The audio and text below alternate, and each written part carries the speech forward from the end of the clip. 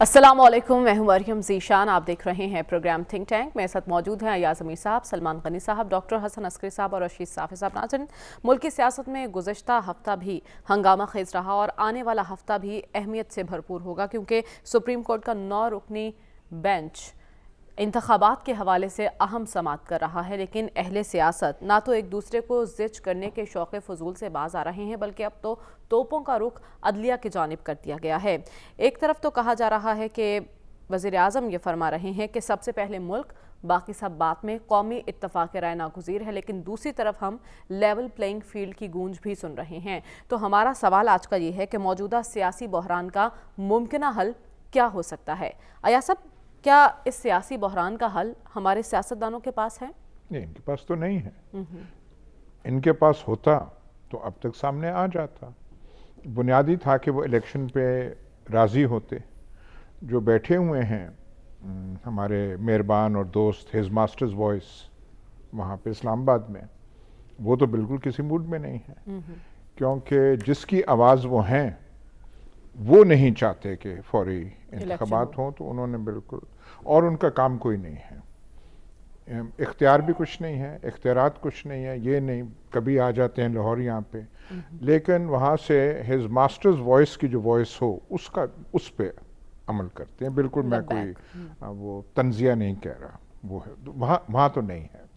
इमरान खान की बात हमने माननी नहीं है, क्योंकि उसका मान लें तो अपनी शिकस्त तस्लीम करना है, अपनी शिकस्त तो रेख्त तस्लीम करना है। जो पहले तारीख़ पाकिस्तान में फ़ैसला किया करते थे, जनरल बाजवा साहब की इतनी मेहरबानियाँ और उसके बाद जो रद्द अमल इमरान खान ने दिखाया और जो फिर अवामी रद्द अमल हुआ, उसकी वजह से वो भी जिनके पास अब भी हर चीज़ है वो भी पीछे चले गए हैं। वो भी इस पोजीशन में नहीं है कि ये करो वो करो, सारे आके ऐसे करो, वो नहीं कर रहे। एक रह जाता है, फिर एक हमारे सदर साहब रह जाते हैं। मैं उन पे नहीं वो कह रहा, पर इख्तियारात की हद तक लूले लंगड़े इख्तियारात नहीं है। उनका जो हशर हुआ है वो भी हमने देख लिया है। अदलिया रह जाती है, और अदलिया जो फिर अपने साथ अब कर रही है। सियासतदानों के तो मुख्तलिफ कैंप हैं जी जी, और अदलिया में भी कैंप्स बन गए हैं, और ये दिनों की बात है, तकसीम नजर आ रही है। अब कोई मैं कोई कंटेम्प्ट ऑफ कोर्ट नहीं कर रहा, फिर हमारे सामने है। My Lord the chief justice कुछ और कह रहे हैं, इजाजुल एहसन साहब और कह रहे हैं, उनके साथ एक और जज मंदोखेल साहब कुछ और कह रहे हैं, मंदोखेल साहब बिल्कुल और कह रहे हैं। हमारे माय लॉर्ड अतर मिनल्ला हमारे दोस्त भी रहे, अब वो जज को पब्लिकली दोस्त नहीं कहना चाहिए ऐसे, वो उन्होंने एक और नुक्ता उठाया हुआ है, या अफरीदी साहब ने और उठाया हुआ है। अब इनमें से, और जो वकील हैं वहाँ पे बड़े भारी भरकम वकील पीडीएम के, उन्होंने इस मौके को गनीमत समझ के वो बिल्कुल क्या कहते हैं जलती पे तेल जो है उसका छिड़काव कर रहे हैं। हालांकि होना यह चाहिए कि जब सारे के सारे नाकाम हो चुके हैं, सियासत जो है वो तो पोलराइज्ड इतनी हो गई है, और इमरान खान की बात हमने माननी नहीं है, और सियासत को छोड़ें, थिंक टैंक ने नहीं माननी। शुरू तो यहाँ से है कि इमरान खान, ये इमरान खान, बहस शुरू वहाँ होती है, खत्म वहाँ पे हो जाती है। वो आप छोड़िए साहब, क्या बात ये है जो इमरान खान साहब की मान के मसला हल कर सकते हैं। अच्छा, ये यहाँ पे वो आप रहनुमाई फरमाएं सर। जुडिशरी कर सकती थी। हाँ, अब हमें नहीं पता कि ये डिवीजन ये सिताही रहेगा या ये परमानेंट हो जाएगा, या वो बिल्कुल कोर्ट में मुत्तजाद ख्यालात और आरा का इजहार होगा। लेकिन होना ये चाहिए, जहां कहीं और सोल्यूशन नहीं हो रहा तो फिर इधर हल होना चाहिए। तो जुडिशरी लेकिन पहले अपनी सफ़ों में इत्तेहाद हो, ताकि एक आवाज से वो बोलें, और उनकी बात फिर हर कोई सुन सकता था। ठीक है, लेकिन जो पोलराइजेशन बाहर है वो अब अफसोस से कहना पड़ता है, वो जुडिशरी में भी आ गई, और वकला बिरादरी, सुभान अल्लाह, पाकिस्तान बार काउंसिल वो कहता है कि नुमाइंदा हमारा वो होगा प्रेसिडेंट, ایگزیکٹو کمیٹی ممبرز جو ہیں ایک ریزولوشن پاس کر دیتے ہیں، وہ نہیں ہوں گے جی. ٹھیک ہے، ہر طرف تقسیم در تقسیم ہمیں نظر آ رہی ہے، لیکن اس وقت کہا یہ جا رہا ہے کہ سپریم کورٹ کا فیصلہ ہی ملک کو بحرانوں سے نکال سکتا ہے. آپ کو ایسا لگتا ہے سلمان صاحب؟ دیکھیں، بات یہ کہ اس وقت ہمارا معاشرہ ہی پولرائزڈ ہے، اور یہ نہیں کہ صرف پاکستان کی سیاست جیسے جو بھی تجزیہ پیش کیا گیا ہے میں اسے ایگری کرتا ہوں، اس لیے کہ آخر کس کی وجہ سے کیوں کر پاکستان کے آئینی ادارے ہیں وہ ایک ایک قدم پیچھے ہٹ گئے ہیں، لیکن پاکستان کے اہل سیاست ایک ایک قدم پیچھے ہٹنے کے لیے تیار نہیں ہے. بالکل وہ سکور سیٹل کرنا چاہتے ہیں. کوئی ان کے درمیان ڈائیلاگ نہیں ہے، ایک ڈیڈ لاک کا عمل ہے کہ وہ اگر کہتے ہیں کہ سورج مشرق سے طلوع ہوتا ہے تو دوسرا کہتا ہے کہ نہیں مغرب سے ہوتا ہے. تو بات ہے کہ اس ساری کیفیت میں یہ بات درست ہے کہ وہ جو فیصلہ ساز تھے ان کو بھی ایک دفاعی محاذ پہ کھڑا کر دیا گیا ہے. کس نے کیا ہے میں نام نہیں لینا چاہتا، لیکن اس وقت ہم ایک دوراہے پہ کھڑے ہیں، اور کہا جاتا ہے کہ سیاسی مسائل کا سیاسی حل ہی کارگر ہوتا ہے. تو وہ سیاسی حل کس نے نکالنا ہے، کیسے نکالنا ہے؟ کہ آپ کا سوال ہے کہ موجودہ سیاسی بحران کا ممکنہ حل کیا ہوگا. کسی بھی جمہوری ادارے کے اندر یا جمہوری ملک کے اندر ہمیشہ پولیٹیشنز ہی بیٹھ کے کرتے ہیں، اور ہم نے یہاں پر بھی دیکھا ہے. یہ پچھلے 10 سال چھوڑ دیں، اس سے پہلے اس سے زیادہ معاذرائی کی کیفیت ہوتی تھی. بعد ازاں یا پارلیمنٹ کے فلور پہ یا پرائم منسٹر اس وقت کا انیشیٹو لیتا تھا اور مذاکرات ہوتے تھے. کم از کم الیکشن کے حوالے سے تو چیزیں طے تھیں. پرامن جو حکومتی ٹرانسفر آف پاورز ہوا ہے یہاں پہ، آخر اب سب کچھ کیوں نہیں ہوتا؟ دیکھیں بات یہ کہ جیسے کہا گیا ہے کہ اگر ادارے پیچھے چلے گئے ہیں تو ان کو بھی پاکستان کی خاطر 22 کروڑ عوام کی خاطر ایک ایک قدم پیچھے ہٹنا چاہیے. اور میں سمجھتا ہوں جب یہ گردان کی جاتی ہے کہ جی فلاں بڑا پاپولر ہے، دیکھیں ہم خود اسٹوڈنٹ پولیٹکس میں جب الیکشن لڑ رہے ہوتے تھے نا تو ہمیں پتہ ہوتا تھا کہ ہم جیت رہے ہیں تو ہم لڑتے نہیں تھے کسی کے ساتھ کہ جی اس لیے کہ پرامن الیکشن ہو جانا چاہیے. بات یہ کہ اس وقت الیکشن جن کو سوٹ کرتا ہے وہ اس میں کتنے سنجیدہ ہے. اور مریم الیکشن وہی کارگر ہوگا جو آزادانہ ہوگا اور شفاف ہوگا. دو یا ایک؟ سر الیکشن ایک ہوگا، الیکشن دو نہیں ہوں گے. اس لیے دیکھیں نا ابھی جو بات کہی گئی ہے درست ہے. بھئی پہلے تو پولیٹیشنز اعتراضات کرتے تھے، اب جو بنیادی نقطہ یہاں سے شروع ہوا نا کہ سوئے موٹو نوٹس تو کیا چیف جسٹس صاحب نے لیا ہے، 2 ججز نے لیا، اس کیس میں لیا جس کیس میں اس کا ذکر نہیں تھا. میں اس لیے کہہ رہا ہوں کہ وہاں سے معاملہ شروع ہوا ہے. آج بھی جو راستہ نکلے گا مجھے یقین ہے کہ راستہ وہیں سے نکلے گا. اس لیے کہ پاکستان کی عدالتوں اور عدالتوں کے بارے میں آپ بھی اس کی تائید کریں گی کہ میں ہمیشہ کہتا ہوں کہ پولیٹیشنز جو ہیں ہمیشہ عدلیہ کے فیصلوں کو ٹارگٹ کرتے ہیں، بالآخر ان کو وہیں سے ریلیف ملتا ہے. نواز شریف صاحب کا کیس تھا، ساری دنیا کو پتا ہے کس نے نکالا، کیوں کر نکالا، کن وجوہات کی بنیاد پہ نکالا، پھر وہیں سے ریلیف ملا نا. اگر مریم نواز صاحبہ آج جو چلیں اس پہ بات، لیکن بات یہ ہے کہ اس سارے کرائسس سے نکلنے کا بنیادی فرض جو ہے وہ پاکستان کے پولیٹیشنز کا ہے. پولیٹیشنز کے درمیان ڈیڈ لاک ہے، تو یہ پاکستانی قوم کو سوچنا چاہیے اور قوم کو اپنے اندر جان پیدا کرنی چاہیے. جب تک قوم اپنے اندر جان نہیں پیدا کرے گی یہ رخ درست نہیں کریں گے. ٹھیک ہے، لیکن ڈاکٹر صاحب شاہد خاقان عباسی صاحب نے بڑی امپورٹنٹ بات کی ہے. وہ کہہ رہے ہیں اسٹیبلشمنٹ سمیت سبھی کو سیاسی معاملات حل کرنا ہوں گے، تاخیر ملکی مفاد میں نہیں. اور یہ بھی کہہ رہے ہیں کہ پاکستان میں خوشحالی کے لیے سیاسی عمل جاری رہنا چاہیے. کیا اب تک سیاسی عمل نے ڈیلیور کیے، جمہوریت ڈیلیور کر سکی ہے جو یہ بات ہوتی ہے؟ دیکھیں جو ہمارے سینئر لیڈرز ہوتے ہیں، آخر خاقان عباسی پرائم منسٹر رہے ہیں اس ملک کے، تو ان کو تقریریں کرنے کی ضرورت نہیں ہے، عمل کرنے کی ضرورت ہے. ان اقدامات کو ایک ریئلٹی بنانے کی ضرورت ہے. کیونکہ اگر یہ کہہ رہے ہیں کہ اس طرح ہونا چاہیے، کس کو کہہ رہے ہیں؟ دیکھیں نا، مخاطب کو آپ ٹاپ کے لیڈرز میں کاؤنٹ ہوں گے. جو ایکس پرائم منسٹر ہے وہ ٹاپ کے لیڈرز میں کاؤنٹ ہوتا ہے کسی ملک کے.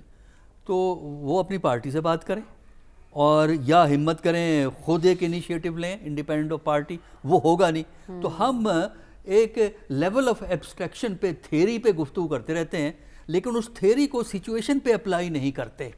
نہ ہم یہ کہتے ہیں کون غلط ہے کون صحیح ہے، ایک تھیوریٹیکل فارمولیشنز کرتے رہتے ہیں. اس وقت جو ہے میرا خیال ہے کہ پولیٹیشنز میں تو صلاحیت ہے نہیں. اور یہ دیکھیے اس وقت وہ 50 سالہ 1973 کا منایا جا رہا ہے آئین کا، تو 73 کے انہی مہینوں میں فروری مارچ میں کتنا بڑا کرائسس ڈیولپ ہوا تھا پاکستان میں. ایک طرف ذوالفقار علی بھٹو، دوسری طرف خان ولی خان اور بلوچستان کی لیڈرشپ, NWF کی لیڈرشپ, گورنمنٹ انہوں نے ڈسمس کی تھی, نواز شریف نے, بھٹو نے, ہاں اچھا, وہاں بلوچستان میں ایک بہت سخت کرائسس تھا, لیکن اس کے باوجود دونوں سائیڈز نے دو دو قدم پیچھے ہٹے.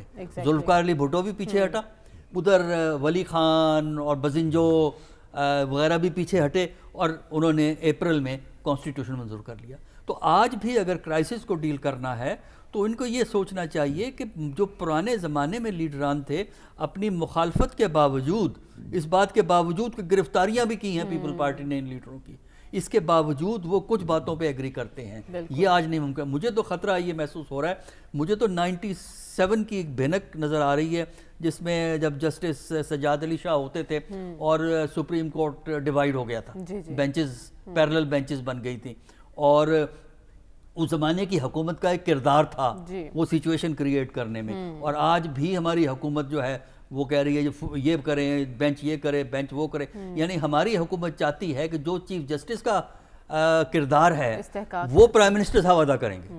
اب یہ تو ممکن نہیں ہے. پولیٹیکل پارٹی کو کنٹرول کرنا اور چیز ہوتا ہے, اور جوڈیشری کو اس طرح آپ کنٹرول نہیں کر سکتے. جوڈیشری میں چیف جسٹس کا ایک ڈسکریشن ہے, اور 97 میں جو کچھ ہوا تھا اس سے سجاد علی شاہ صاحب جب چیف جسٹس تھے, جو کچھ بھی بعد میں ہوا تو اس سے نقصان ہوا. بالکل.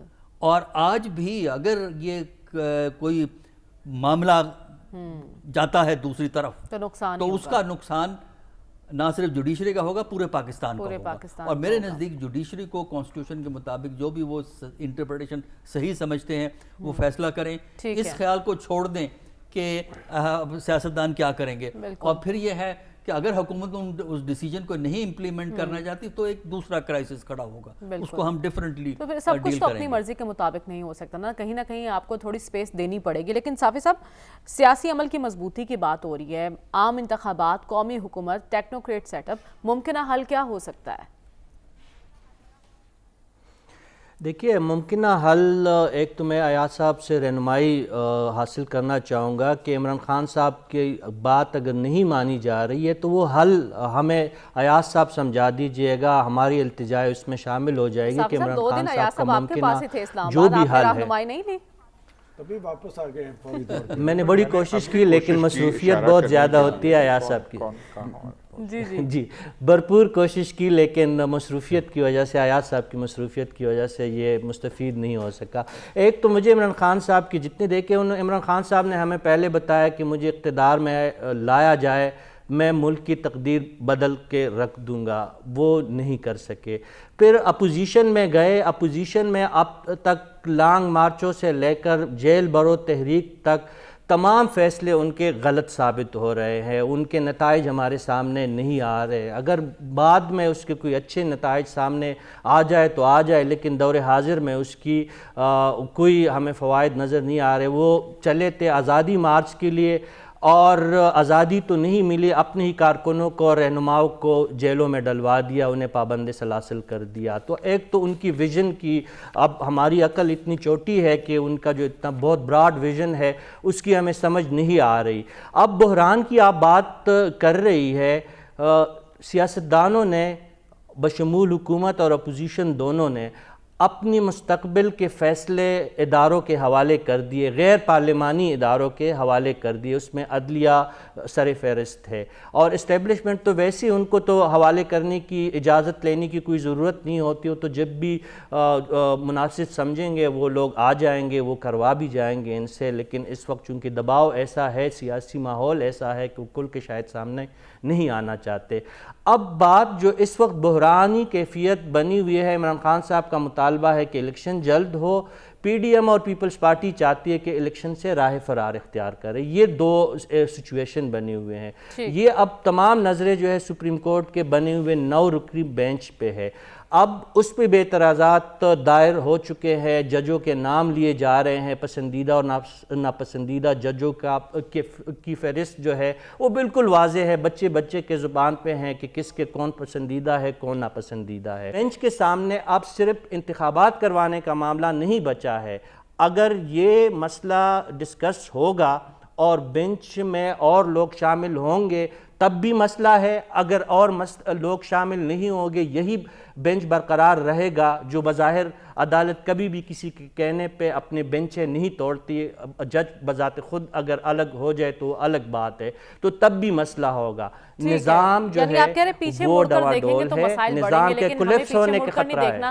ہمیں تو آگے بڑھنا ہے، اور ایاز صاحب آگے بڑھتے ہوئے الیکشن کمیشن نے ایک فیصلہ کیا ہے، استعفوں کی منظوری کا عمل معطل کر دیا ہے تحریک انصاف کے اراکین قومی اسمبلی کے۔ اب آپ کو لگتا ہے کہ اراکین واپس اسمبلی میں جاتے ہیں تو مثبت کردار ادا کر سکیں گے اور واپسی کا سفر شروع ہو گیا یہاں سے؟ نہیں ہونا چاہیے، وہ تو اب پی ٹی آئی خود بھی چاہتی ہے کہ ہمارے جائیں، اگر یہ ہے تو اچھی بات ہے۔ لیکن جیسے میں ایک چیز کہوں گا، جیسے صافی صاحب فرما رہے ہیں اور جس انداز اور سٹائل سے انہوں نے فیصلہ سنا دیا ہے، اتنے تو یہ 9 رکنی بینچ میں سے کسی جج صاحب نے بھی ایسے نہیں کیا کہ یہ کرنا ہوگا، پھر وہ پیچھے جانا ہوگا، پھر وہ وزیر اعظم کو کیوں کیا تھا۔ مطلب ہے کہ وہ اور حضرت ہمارے سامنے بیٹھے گئے وہاں سے شروع کریں۔ یہ جو ایک بات اور میں کہوں گا کہ ناکام ہوئے اپوزیشن لیڈر، ایسے نہ کہیں، وہ تو دیکھنا ہوتا ہے کہ کس کی نظروں سے سچویشن کو دیکھا جا رہا ہے۔ جو اس سارے عرصے میں 8-10 ماہ میں بے لباس ہو گئے ان کو کوئی اور نہیں کر سکتا تھا، اور یہ چھوٹی بات نہیں ہے۔ پورے سیاستدان آپ کھڑے کرتے ہیں، یہ بیانیے والے اور ووٹ کو عزت دو والے اور فلانے، یہ جو مصنوعی ہمارے ہرکولیز اور وہ سارے بنے ہوئے تھے، یہ صرف ایک آدمی کا کام تھا، وہ ہو گیا۔ اور دوسرا انہیں کچھ حاصل بھی ہوا اس سے؟ یہ آپ نہیں، یہ سوال غلط ہے۔ سوال ہونا چاہیے کہ بے لباسی جو ہے یا بے لباسی کا عمل وہ ہونا چاہیے تھا یا نہیں، اس سے کچھ ہوا ہے فائدہ یا نہیں، وہ بحث زیادہ کی نہیں جا سکتی۔ شاید اس کا جواب یہ ہو کہ یہ عمل ایک نہ ایک دن ہونا تھا اور ضروری تھا اور کوئی اور کر نہیں سکتا تھا، کس نے پکڑنا تھا وہ کیا۔ یہ بہت بڑا کارنامہ ہے۔ بعد کی بات یہ چھوٹی ہے، لانگ مارچ ہوا نہیں ہوا، ٹیئر گیس فائر شیل ہوئے، پرانے تھے نئے تھے، بھاگ گئے، یہ ہوا، جیل بھرو تحریک، پھپتیاں کسیں، یہ چھوٹے پوائنٹس ہیں، وہ جو ہوتے ہیں نا چھوٹے ڈیٹیلز ہیں۔ جو بڑی پکچر یہ ہے، وہ جو ہم کہہ رہے ہیں کہ ڈیفینسو پہ آ گئے، کون آئے وہ ہم سب جانتے ہیں۔ جب حضرت مان جائیں کہ ڈیفینسو پہ آ گئے ہیں تو اور آپ کو تصدیق کیا چاہیے؟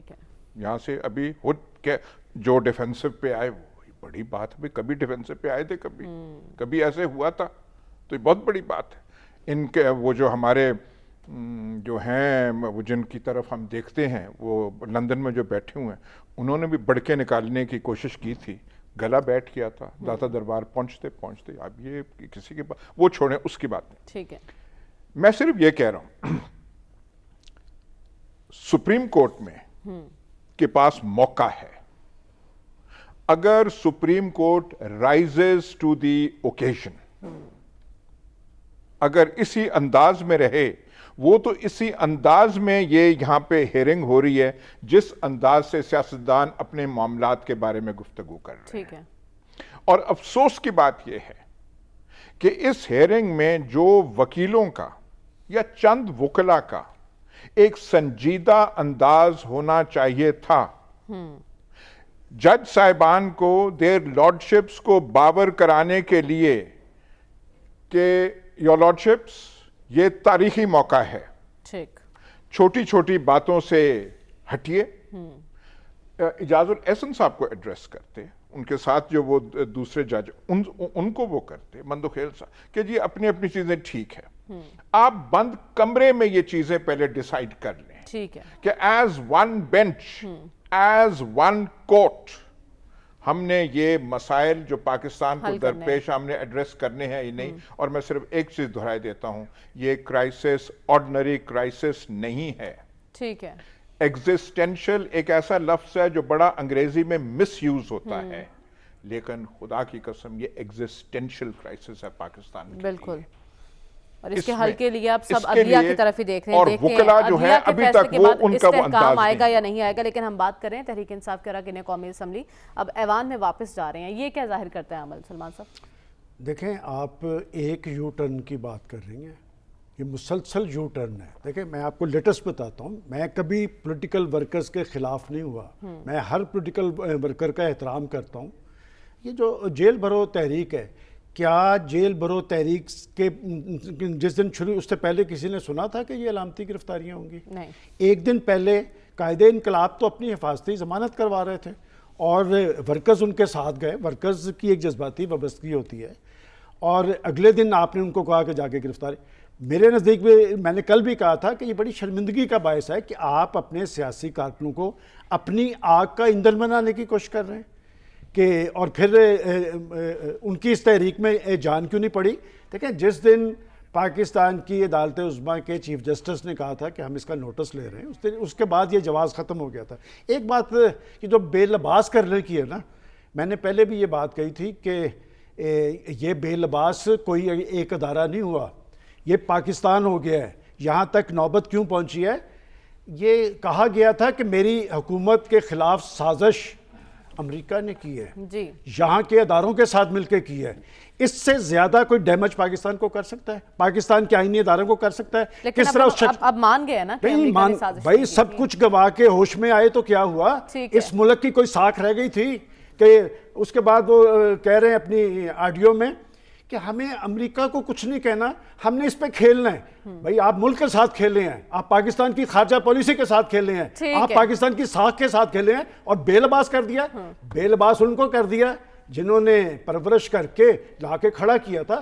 یہ بات تو ان کو عبرت لینی چاہیے. مجھے بات مکمل کر لیتے، میں نے بات سنی ہے. دیکھیں کہ جو تاریخ ہے، تاریخ یہ ہے کہ پاکستان کے لوگ جانتے ہیں کہ کس طرح ایک شخص کو بنا ٹھنا کے لایا گیا، کیا کہہ کے کہ ان کی عید اور شبرات بھی خراب کرنی ہے. میں سمجھتا ہوں کہ چلے ایک بات اچھی ہو گئی کہ یہ تماشا بند ہونا چاہیے. آئین پاکستان کے تحت جس کی جو ذمہ داری ہے وہ ادا کرنی چاہیے. خرابی تبھی پیدا ہوئی جب ہر ادارے نے دوسرے ادارے کا کام کیا اور پھر ایک پاکستان کے اندر ایسی ایک تماشا لگایا گیا جس نے پاکستان کی ساکھ کو برباد کیا. پاکستان کی اور پاکستان کے ہمسایہ جو دوست ممالک تھے وہاں پر کیا پاکستان کی حیثیت ہوئی؟ بے لباس جناب کوئی ادارہ نہیں ہوا، بے لباس وہ شخص ہوا جس نے اپنی ذاتی مفاد کی خاطر پاکستان کی ساکھ کو نقصان پہنچایا. اور پاکستان کے عوام سب کچھ دیکھ رہے ہیں. دیکھیں بات یہ کہ آپ فیصلے کا اختیار دیں لوگوں کو اور شفاف اور آزادانہ انتخابات کروائیں. جس کو وہ مینڈیٹ دیں اسے حکومت کرنے کی اجازت ہونی چاہیے. پھر دونس اور داندلی کی گردان یہاں نہیں ہوگی. ٹھیک ہے، ابھی راجن پور میں الیکشن ہو رہا ہے نا، اس کے نتائج دیکھ لیں. لیکن ڈاکٹر صاحب سلمان صاحب تو اس کو یو ٹرن کہہ رہے ہیں، اسمبلیوں میں واپسی کو. لیکن اسمبلیوں میں واپس آنا اور اپوزیشن لیڈر کی تبدیلی کا مطالبہ، یہ سب خوش آئند ہے یا یو ٹرن ہے آپ کی نظر میں؟ دیکھیے یہ تو آپ کا ایک ویلیو ججمنٹ ہے نا، یو ٹرن ہے اور کیا نہیں ہے. پالیسیز جو ہوتی ہیں وقت کے حساب سے بدلتی رہتی ہیں. ایک پالیسی کبھی نہیں ہوئی ہے. آپ مطلب کس پولیٹیشین کی بات کریں؟ آپ مجھ سے آپ کے پاس ٹائم نہیں ہے، آپ مجھے پولیٹیشین کے نام دیں، میں ان کی آپ کو پوری بایوگرافی سنا دوں گا کہ فلاں نے یہ کیا، فلاں نے یہ کیا. پولیٹیشین میں سچویشن کے مطابق تبدیلیاں آتی رہتی ہیں. دیکھیے مسئلہ اس لیے آسانی سے حل نہیں ہوگا کہ اسپیکر صاحب جو ہیں کوآپریٹ نہیں کر رہے ہیں. مثلا اسپیکر صاحب کہہ رہے ہیں کہ نہیں، جو ریاض صاحب ہیں، کیا نام ہے ان کا، راجہ ریاض، وہ ہی لیڈر آف اپوزیشن رہیں گے. تو اور پہلے تو انہوں نے یہ ایکسیپٹ ہی نہیں کیا تھا بات کو. اب جب ڈی نوٹیفائی ہو گیا ان کے پاس چوائس نہیں ہے. تو میرا خیال یہ ہے کہ نارمل حالات میں تو اپوزیشن کی میجورٹی کدھر ہے وہی لیڈر آف دی اپوزیشن کو سلیکٹ کر کے اسپیکر کو بتاتے ہیں، اسپیکر ان کو نامینیٹ کرتا ہے. میرا نہیں خیال کہ اتنی آسانی سے یہ لیڈرشپ چینج ہوگی اور ان جو پی ٹی آئی کے لوگوں کو اپنا کردار اسمبلی میں ادا کرنے کا اتنی آسانی سے موقع نہیں ملے. صافی صاحب آپ کو کیا لگتا ہے اپوزیشن لیڈر کی تبدیلی ممکن ہو سکے گی اور کیا واپس ایوان میں آ کر اپنا مثبت کردار ادا کر سکے گی پاکستان تحریک انصاف؟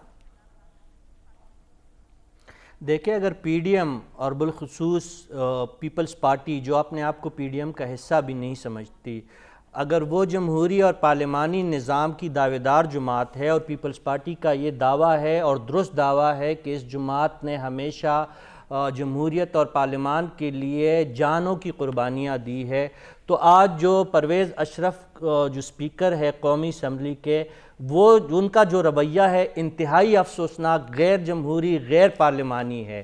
اگر پی ٹی آئی کے اراکین ڈی نوٹیفائی ہو گئے ہیں اور ان کی جو استعفے نامنظور ہو گئے ہیں، لاہور ہائی کورٹ نے بھی آرڈر جاری کیا ہے اور الیکشن کمیشن نے بھی کیا ہے، تو دنیا کی کوئی قوت ایسی نہیں ہے کہ ان کو اسمبلیوں میں جانے سے، قومی اسمبلی میں واپس جانے سے روکا جائے۔ لیکن آج اسپیکر ہاؤس سے جاری ایک بیان جو اخبارات اور ٹی وی کی جو زینت بنی ہوئی ہے کہ راجہ صاحب کا حکم ہے کہ نہیں، میں نے پی ٹی آئی کے مستعفی اراکین جو ڈی نوٹیفائی ہو گئے ہیں اور دوبارہ ممبر قرار پائے ہیں، ان کو فلور آف دا ہاؤس نہیں آنے دینا ہے، وہ ایلین ہے پارلیمان کے لیے۔ انتہائی افسوسناک بات ہے، یہ کسی کی باپ کا پارلیمان نہیں ہے، یعنی یہ نہ پی ڈی ایم کی میراث ہے نہ پیپلز پارٹی کی میراث ہے۔ اگر آپ نے جمہوریت اور آئین کی پاسداری کرنی ہے تو جو الیکشن کمیشن آپ کو کہہ رہا ہے، جو لاہور ہائی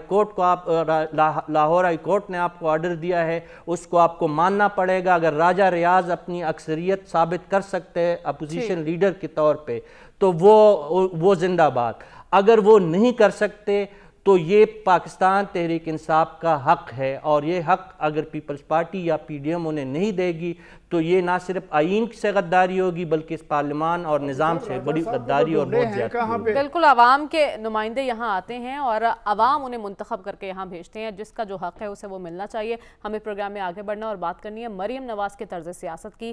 کافی مزاحمتی بیانات آج کل وہ دے رہی ہیں، اس کی کیا وجہ، اسی پر بات کریں گے اس بریک کے بعد۔ Stay with us.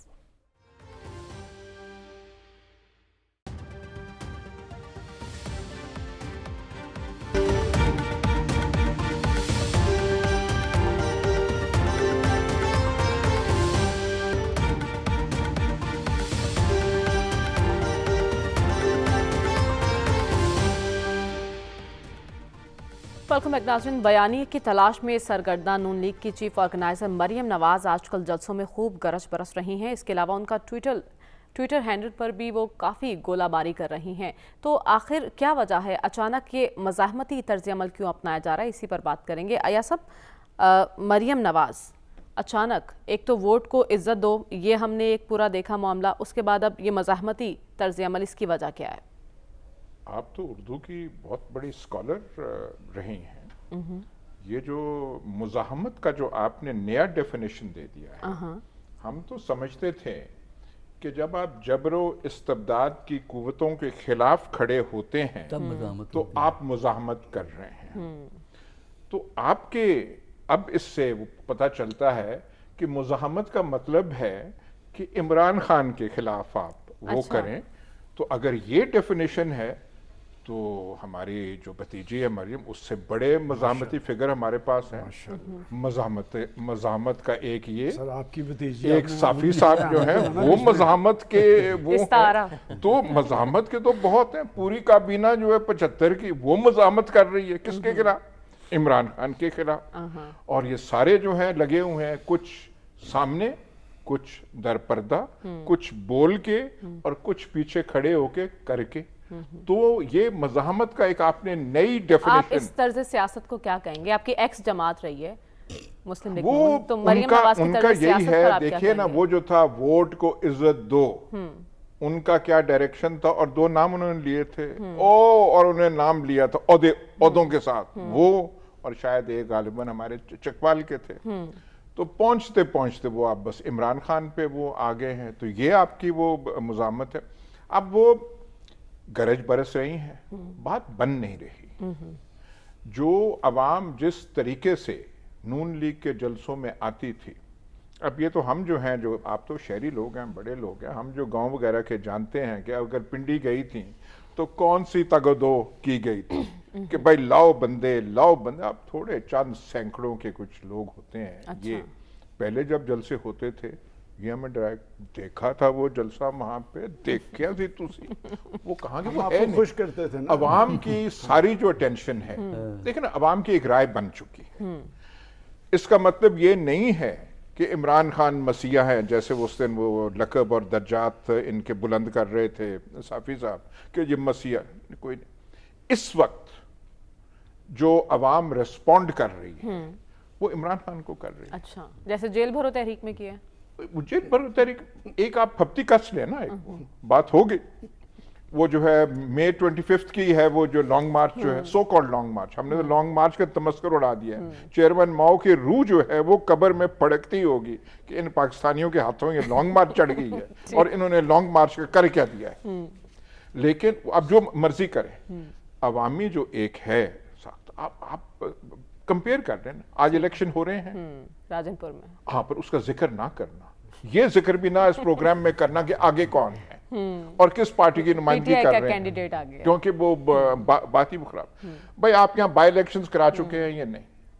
By elections کی آپ جو ہیں, میں نے کبھی گواہی کسی کی مانگنی ہو, میں آپ کو کہوں گا کہ آپ قسم کھا کے گواہی دیں. میں قسم کھائے بغیر بھی گواہی دے دوں گی کہ کیا کیا یہاں پہ بتایا گیا. قسم کے بھی گواہی دے دیں گے آپ. وہ 6 سال, مطلب یہ ہے اکرم, میں یہ نہیں کہہ رہا کہ یہ پاپولیرٹی کسی کی ہمیشہ تک نہیں رہتی. بالکل 77 میں ایئر مارشل اصغر خان بہت پاپولر تھے, اس کے بعد اتنے نہیں رہے. ٹھیک ہے, وہ میں نہیں کہہ رہا. یہ نہیں کہ اب جو وہ کر رہے ہیں اس کا مطلب یہ ہے کہ حکمرانی انہیں ملے گی تو پتہ نہیں وہ لی کوان یو بن جائیں گے. میں بالکل یہ نہیں لیکن ابھی تو مقبول ہیں, اس وقت وہ ہے مقبول ہیں. سلمان صاحب کیا کرنا ہے, آپ نے بیانیہ بھی ہے ان کے پاس, آپ نون لیگ کے پاس تو بیانیہ تک نہیں ہے. دیکھیں یہ سیاست میں مختلف مراحل ہوتے ہیں.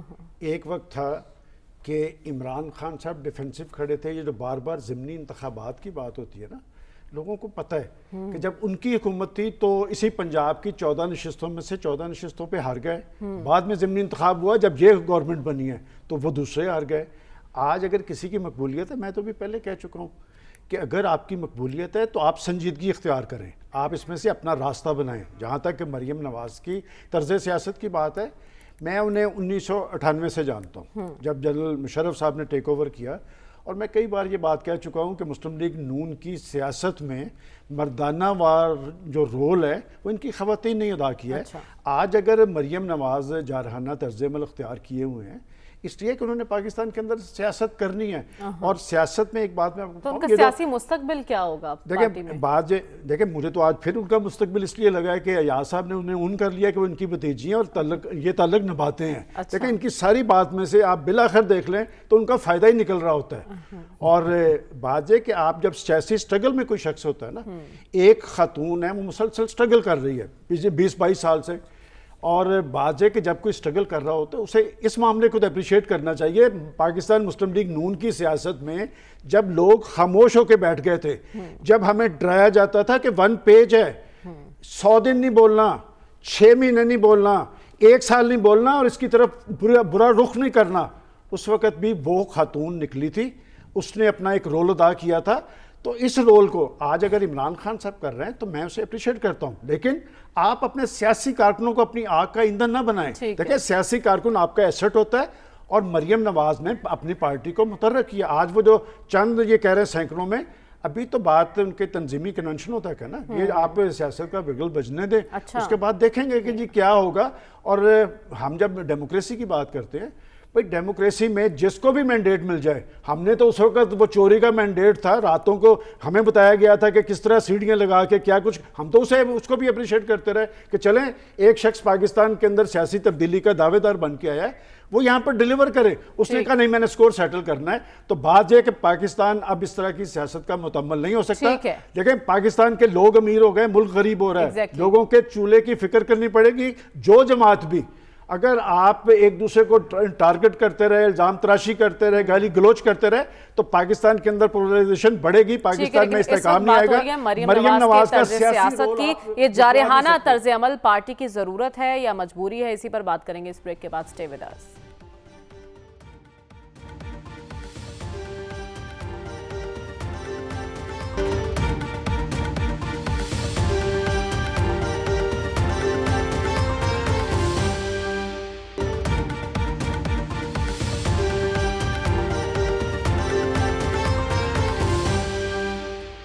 ویلکم بیک ناظرین. ڈاکٹر صاحب, مریم نواز کا جارحانہ طرز عمل یہ پارٹی کی ضرورت ہے؟ دیکھیے جارحانہ تو ذرا مشکل ہے کہنا, لیکن دیکھیے اس وقت جو چیلنجز ہیں مریم صاحبہ کو, وہ ان چیلنجز سے بہت زیادہ مختلف ہیں جو کہ انہوں نے ماضی میں فیس کیے تھے.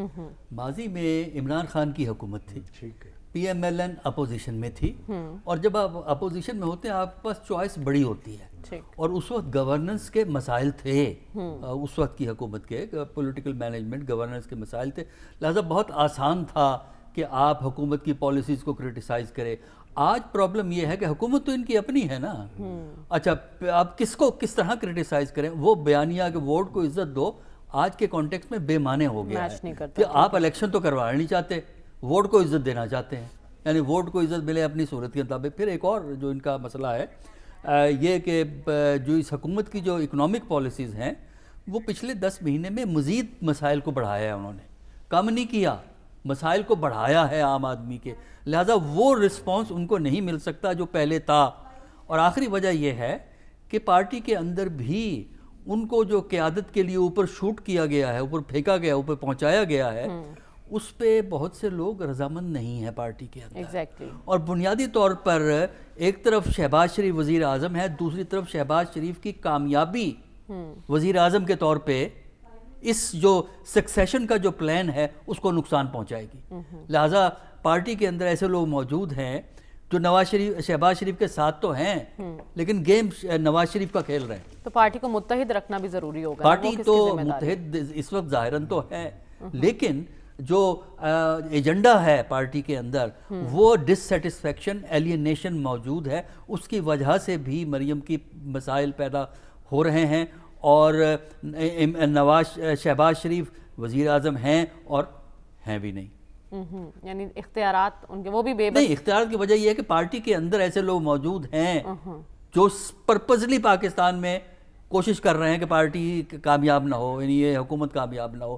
کیونکہ اگر حکومت کامیاب ہوتی ہے تو سوال پیدا ہوتا ہے کہ پارٹی کی لیڈرشپ مریم کے پاس جائے گی یا شہباز شریف کے پاس جائے گی. شہباز شریف پرائم منسٹر ہیں, پریزیڈنٹ ہیں, یہ وائس پریزیڈنٹ ہیں, لیکن نواز شریف کا جو وزن ہے وہ جس طرف ہے وہ آپ کو پتہ سب جانتے ہیں. لیکن صافی صاحب, حکومت میں رہتے ہوئے مریم نواز کو یہ طرز سیاست سوٹ کرتا ہے, اور وہ بیانیے کی جو تلاش ہے وہ کب تک جاری رہے گی؟ دیکھیے, اگر ہم ایاز صاحب کی بات کو درست مان لیں کہ مریم نواز صاحبہ مزاحمت بھی نہیں کر پا رہی اور جارحانہ سیاست کرنے میں بھی وہ ناکام رہی ہے, تو اس میں ان کی تربیت میں کمی, سیاسی تربیت میں کمی کی نشاندہی ہے. یہ ایاز صاحب کا جو پورا انہوں نے جو ہمیں ابھی تھوڑی دیر پہلے بتایا, تو میں تو چونکہ ان کے والد محترم تک بھی میری کوئی اپروچ نہیں ہے اور نہ ان کی چاچو تک میری اپروچ ہے. ایاز صاحب کبھی کبھار ملتے ہیں, تو یہ مریم صاحبہ کی سیاسی تربیت میں جو کمی ہے ان کے انکل ایاز صاحب کا بھی اس میں برابر قصور ہے. تو اپنی بھتیجی کو کم از کم جب تک وہ ان کے ساتھ تھے تو مزاحمت اور جارحانہ سیاست کا فرق ضرور ان کو سمجھا دینا چاہیے تھا. اور اب بھی وہ ایاز صاحب اپنا تعلق نبھاتے جی, اب بھی کوئی دیر سویر تو ہو گئی ہے, دیر ہو گئی ہے, لیکن اب بھی اگر ایاز صاحب چاہتے ہیں تو وہ مریم صاحبہ کو بتائیں کہ جارحانہ سیاست کس طرح ہوتی ہے اور کس طرح کی جاتی ہے, مزاحمت کس بلا کا نام ہے. اور مریم صاحبہ نے تو اپنے طور ابھی حالیہ ایک انٹرویو میں بتا دیا تھا کہ انہوں نے اپنی مزاحمت کا جو بیان کر رہی تھی, جیل کے جو سختیاں تھی, فرائنگ پین کے ذریعے اس کو کپڑے استری کرنے آ گئے ہیں, اس سے آگے اس کو مزید اگر نہیں آتی مزاحمت تو ایاز صاحب ان کو بتائیں. ڈاکٹر صاحب بیٹھے ہیں, ڈاکٹر حسن عسکری صاحب ان کو بتائے, بھگت سنگھ کی قصے انہیں سنائے, باچا خان کے قصے سنائے, انہیں بزنجو کے قصے سنائے, انہیں عبدالصمد خان اچکزئی کے قصے سنائے, تو شاید ان کو کچھ مزاحمت آ جائے گی. میرے خیال میں آپ کی جو اوورآل آرگومنٹ ہے تو اس بات پہ تو مجھے بھی اتفاق ہے کہ مریم نواز صاحبہ مزاحمت کی سیاست نہیں کر پا رہی ہے, کیونکہ حکومت میں رہتے ہوئے اور اپنے والد محترم کو لندن میں رکھ کے اگر وہ کسی جارحانہ موڈ میں اپنے آپ کو لانا بھی چاہیں گی تو وہ یہ ایسا نہیں کر پائے گی. تو ایسے حالات میں ان کا سیاسی مستقبل آپ کیا دیکھ رہے ہیں صافی صاحب؟ دیکھیں, وہ میں اس بات سے تو مجھے اتفاق ہے کہ موجودہ سیاسی لاٹ میں مسلم لیگ نون کی قیادت میں وہ سب سے مقبول اور کراؤڈ پولر لیڈر ضرور ہے, لیکن چونکہ وہ حکومت میں ہے اور عمران خان صاحب کے خلاف وہ جو پہلے جب میدان میں نکلی تھی تب ان کے پاس کہنے کے لیے اور عوام کو بتانے کے لیے بہت کچھ تھا. اس وقت تو وہ مفتاح بائی کو تو وہ ٹویٹ پہ پیٹرولیم مصنوعات کی کمی کا کہہ چکی تھی, لیکن انکل اسحاق ڈار کو کیوں نہیں بتا پا رہی ہے کہ بھئی جو ٹیکس دینے والے لوگ ہیں وہ 280 اور 275 پہ پیٹرول لے رہے ہیں, اور آپ کے جو ٹھیک ہے, یعنی آپ کہہ رہے ہیں کہ ابھی ان کو مزاحمتی جو ٹیکس سیاست بھی کے لیے نہیں بہت دیتے کچھ سیکھنے کی ضرورت ہے. مریم نواز کو آج کے پروگرام سے ہمیں اجازت دیجیے, آپ سے انشاءاللہ اگلے ہفتے ملاقات ہوگی. اللہ حافظ.